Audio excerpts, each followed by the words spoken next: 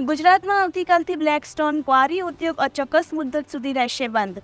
ગુજરાત બ્લેકસ્ટોન ક્વારી એસોસિએશનના વેપારીઓ આવતીકાલથી ઉદ્યોગ ધંધા બંધ કરશે. ક્વારી ઉદ્યોગના વિવિધ પડતર પ્રશ્નોને લઈ એસોસિએશન ઉદ્યોગ ધંધા બંધ કરશે. 10 વર્ષથી વિવિધ માંગણીઓને લઈ અનેક રજૂઆતો બાદ પણ પરિણામ શૂન્ય. અગાઉ 3 વાર ધંધા રોજગાર બંધ કરી સરકારને કરાઈ હતી રજૂઆત. સરકારે નવી પોલિસી બનાવી પડતર પ્રશ્નો ઉકેલવાની બાંહેધરી આપ્યા બાદ પણ નથી આવ્યો ઉકેલ. બ્લેકસ્ટોન ક્વારી એસોસિએશનની માંગ છે કે સરકાર દ્વારા તેમના પડતર પ્રશ્નો ઉકેલવામાં આવે.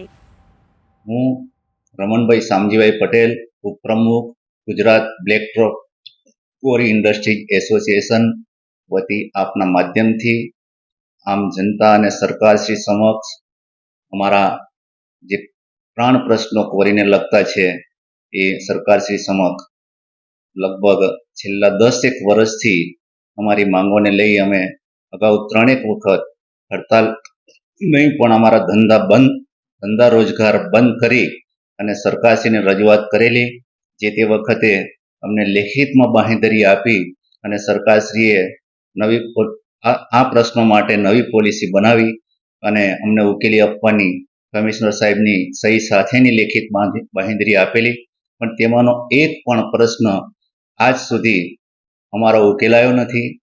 અને એના કરતાં પણ વિશેષ નવા પ્રશ્નો રોજ 2-3-4 મહિના થાય એટલે એક નવો કાયદો ગમે તે રીતના હેરાન કરવા માટે અથવા તો જે પણ હોય તેના માટે ઊભો કરી અને અમે એમએસએમઈ એટલે લઘુ અને નાના ઉદ્યોગવાળા ઠાણિયાઓ કહેવાઈએ એ લોકોને ખૂબ જ પરેશાની થઈ રહી છે અને અમે અમારા રોજગાર ધંધા ચલાવી શકીએ તેમ નથી.